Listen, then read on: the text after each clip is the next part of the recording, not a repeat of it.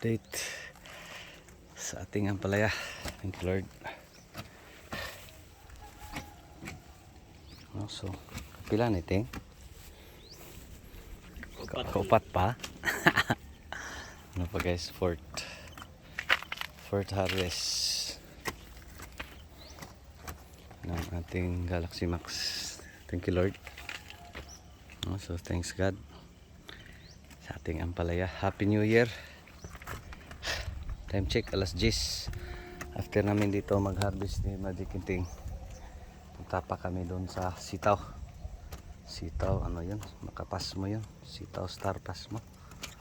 Okay. Thanks God sa blessings this year. At least meron na. No? So tapos real talk in ampalaya farming. No? Paano maiwasan mag-fail in ampalaya farming? Paano mo yun bang mataas yung chance na hindi ka talaga mag-failure dito sa ampalaya? May ganun ba? Nasa ganun real talk. So expected dito guys 200 plus kilos, maximum na yung 300. No? Kulang yung bakat natin kasi kala ko konti lang. No? So paano maiwasang mag-failure sa ampalaya? Grabe yung fungus guys. No? Kasi may nagtanong, paano ba maiwasang mag-fail sa ampalaya? No? Yun bang every tanim mo maganda yung tanim mo? Yun bang basta magtanim ka ganda yung harvest mo? No? So may ganun ba in farming? No? So yan yung pag-uusapan natin ngayon.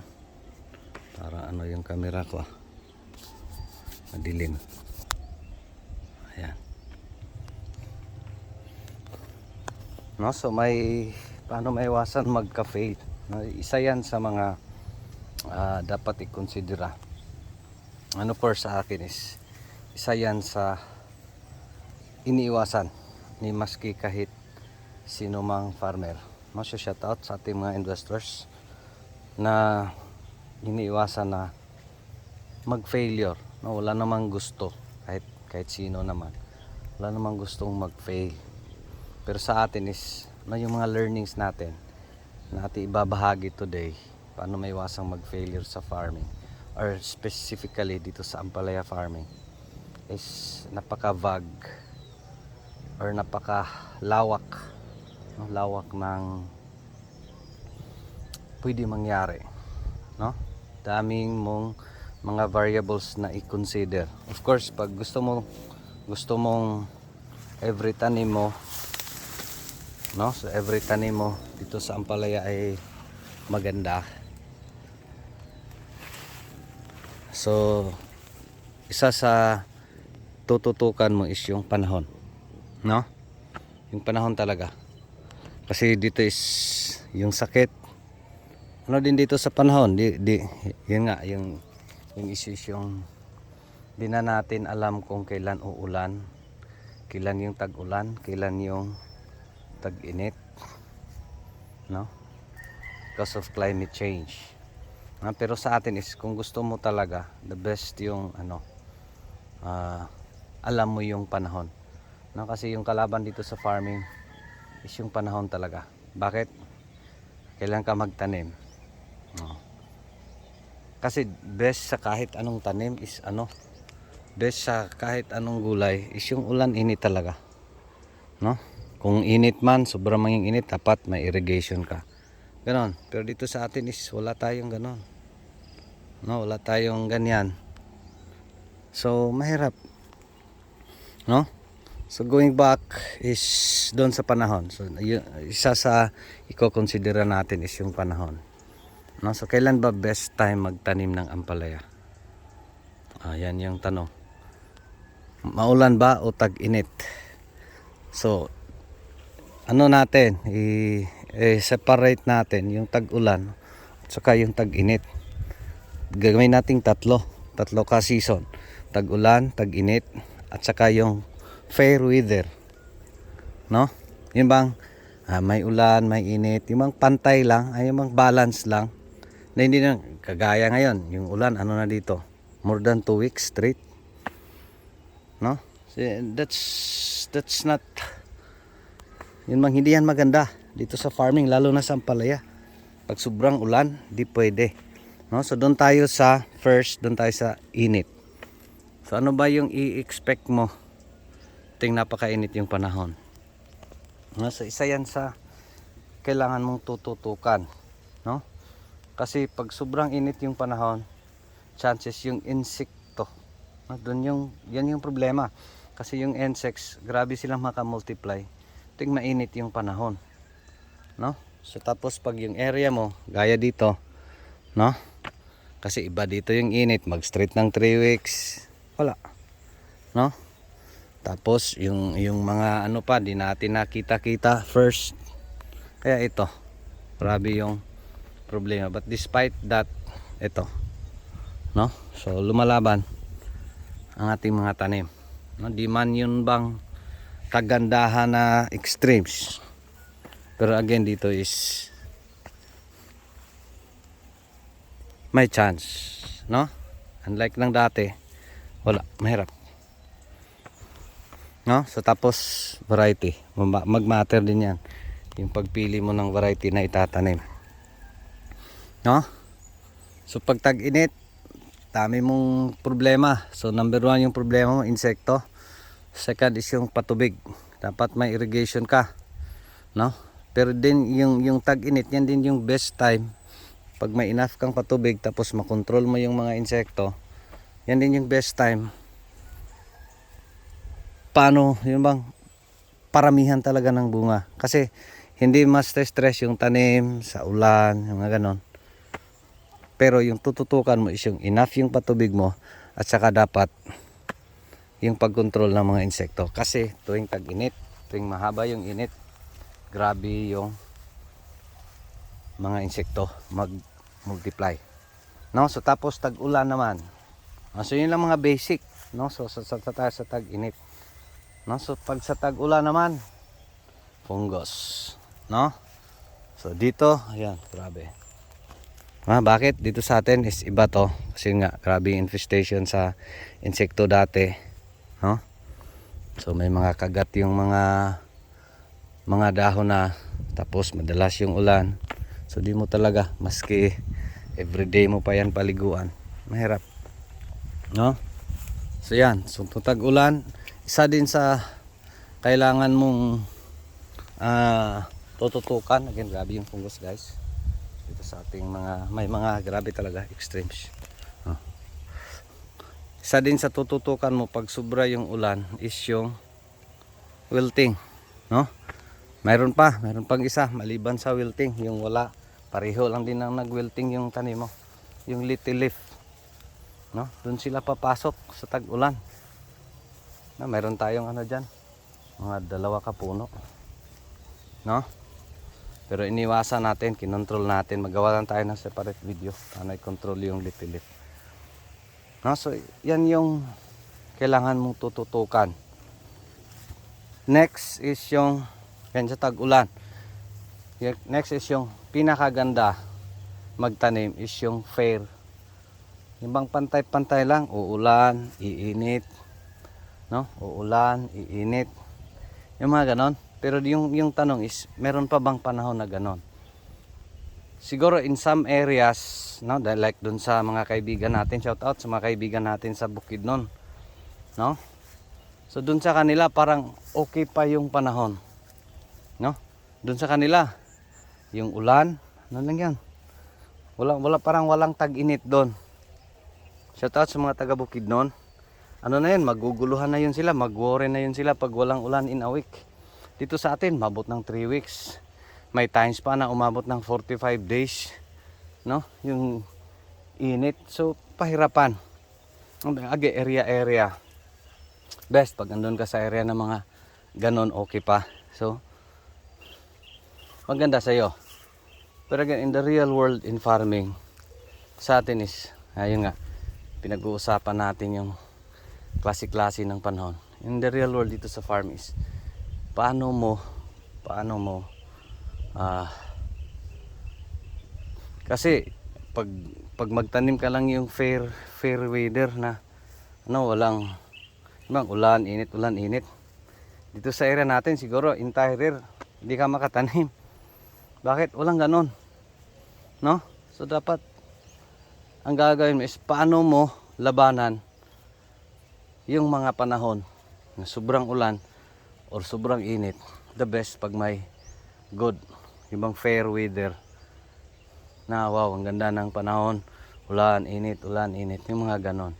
So yan yung dapat mong gawin. Pero kung titingnan mo, that's ano lang talaga. Siguro in a year dito parang hindi ko na nakita yung panahon na ganon. Kasi dito sa Cebu, Southern Cebu. I don't know sa norte, northern part. Shout out sa mga kaibigan natin sa norte. Ngayon bang ulan one day, tapos init 2 days. Ulan naman. Or maski in a week, 2 beses mag-ulan. Yan yung fair. Kasi napakaganda yan sa mga tanim. Hindi masobrahan talaga. So mangyari is pag yun yung panahon, tsak, maganda yung ampalaya mo. Walang failure. Bakit? Balance yung panahon, no? Problema kasi ngayon, yung init ay napakainit. Pag mag-init, aabot ng 1 buwan, no? May times pa last year, umabot ng 45 days. O previous year ba 'yon? Basta yan yung masaklap dito sa farming. So sa atin is paano natin maiwasang mag-fail. Yan yung problema natin dito sa farming is yung panahon. Pero sa atin is paano natin yan malalampasan. Paano natin yan yun bang ma-counter. Ano bang counter natin sa tag-ulan? Ano bang counter natin sa tag-init? No, so yan yung mga nakikita natin. Of course, part sa ating mga adjustments. Yun nga, di madali. Kaya dami nating failures, dami nating natutunan. No, so tuwing tag-ulan, pero yun yung masaklap Di natin alam yung kailan yung tag-ulan. No? So sa atin lang is siguro dapat handa na yung lupa. Kasi sa akin pinipili ko yung pagtag-ulan. Dati kasi October hanggang January, pa yan? Maulan pa yan No? So pinipili ko yung mga areas na patagilid. No, tapos pag naman, pag medyo mainit, kasi wala naman tayong sapa mostly sa ating mga area. So ginagawa ko, pinipili ko yung mga lupang itim. Kasi yung mga area na itim yung lupa, kasi makasurvive yon tuwing mainit yung panahon. Tapos may mga tabs naman tayo. So isa yan sa mga ginagawa natin paano makasurvive. Pero yung tanong, paano maiwasang mag-failure dito sa ampalaya? Yun bang basta magtanim ka lang, wala na. Yun bang maganda na, successful na lahat yung tanim?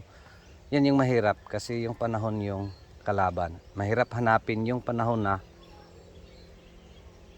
ulan init. No? Again dito sa area dahil sa climate change, mahirap talaga. Sa atin lang is paano mo malampasan yung mga ganong panahon. No? So isa sa mga recommendations natin paano maiwasang mag-failure is of course number 1, no? So yung ayaw mo talagang mag-fail, pag alam mo yung weather condition sa area mo na dapat ulan init, kasi baka may mga ganun pa sa area ninyo, doon ka magtanim, no? Tapos pipiliin mo yung mga areas na walang mga katabi-tabi. Tapos iiwasan mo rin yung mga sinasabi ko previous dito, no? Mga tanim na grabe yung mites at saka aphids, yung mga malunggay, ipil-ipil, no? Ano-ano pa. May dumagdag pa yung mag-comment sa atin. Maski dun sa Limoncito, may mga sakit din sila doon. Na bawal dito itabi sa ampalaya, no? So maghanap ka ng mga virgin areas, tapos yung lupa mo i-prepare mo. No, dapat may mga compost yan. May mga organic matters yan. No, dapat hindi rin yung basta-basta na pagkalagay mo like sa ipot tapos taniman mo agad. Wag. Kasi isa din yan sa mga nakikita natin na mga issues dito sa atin kasi nga grabe yung init, no? Init talaga yung ulan dito sa akin. Para sa akin ano pa, carry lang yung ulan, sobrang ulan. Sa akin yung di ko kaya is yung sobrang init talaga, no? Pero again, si Lord nang bahala sa atin. Tanim lang tayo ng tanim. Again, uulitin ko, kung may ganun man, good for you. Pero again, para sa akin is hindi pwede. So, dapat sa atin is tanim lang. Tapos siguro by the next time, ito part sa ating mga learnings, area selection, variety selection, no? So part yan sa paano mo yung mapahaba yung chance na maging successful o yung maging mas maganda yung pagtatanim mo, no? Kasi nga dito sa farming, dahil sa sobrang extremes and unpredictable na sa panahon, ay pahirapan, no? So of course ngayon itong mga batch ng mga ampalaya na ganito, wala akong nakitang kagandahan, no? Ay mga ampalaya na maganda nakasabay natin dito or una, no? So yung mga baby pa nito, ano to October to natanim. So yung mga ampalaya na maganda is doon sa mga November, no? Bakit? Kasi nga yung ulan is madalas na, no? Kasi yung October, September na mga tanim, grabe yung mga sakit. Kasi grabe yung sobra ng init. Nasyo lang guys. Thank you Lord. Ayan. 200 plus kilos. Pahit sa yan. No, so panglimang harvest ng ating ampalaya. Again, grabe yung area. Tapos extreme weather, pero at least nakasurvive, no? So compared sa una nating variety, again din natin sinisiraan, pero yan yung nangyari. Wala, mahirap talaga, no? So laban lang, patuloy lang. Thank you Lord sa blessings. Happy New Year sa lahat. No, so sana may natutunan paano maiwasan. The best option na maiwasan yung mag-fail is wag kang magtanim. Hindi ka talaga mag-fail niyan, no?